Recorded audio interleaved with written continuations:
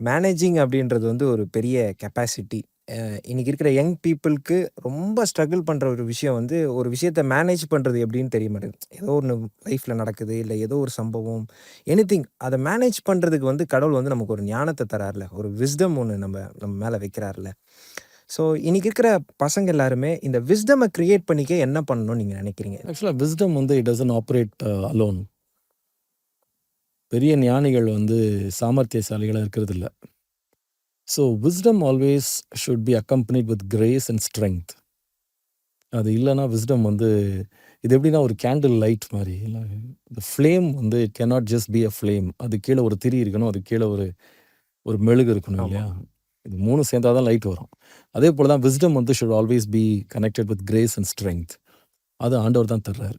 Of course விஸ்டம்ன்றது வந்து ஒரு பெரிய door that is open to us. நீங்கள் சாலமோனுடைய விஸ்டம் பற்றி படிக்கும்போது ஆண்டவர் வந்து அவனுக்கு தரிசனத்தில் தோன்றி சொப்பனத்தில் உனக்கு என்ன வேணும்னு கேளுன்றாரு. அப்போ ஞானம் வேணும்னு கேட்கும்போது எல்லாருலேயும் உன்னை மிக ஞானியாக மாற்றுவேன்றாரு. ஸோ அது ஒரு பெரிய இம்பார்ட்டேஷன் எஸ். அவன் மேலே விஸ்டம் இம்பார்ட்டேஷன் இருக்குன்றது நம்ம பைபிளில் பார்க்குறோம். பட் நீங்கள் எக்லீசியாஸ்டஸில் படிக்கும்போது அவன் சொல்லுகிறான், நான் வந்து ரொம்ப தேடினேன், ம். நான் வாசித்தேன், ம். நான் வந்து பிரயாசப்பட்டேன், ஞானத்தை தேடி போனேன்னு சொல்றாரு. ஸோ இம்பார்ட்டேஷனை வச்சுக்கிட்டே நம்ம வந்து we cannot just become wise. It just opens a door for us. ஒரு டோர் ஆஃப் ஃபேவர் நமக்கு ஓப்பன் ஆகிடுது. விஸ்டம்ன்றது ஒரு பெரிய டோர் ஆஃப் ஃபேவர்.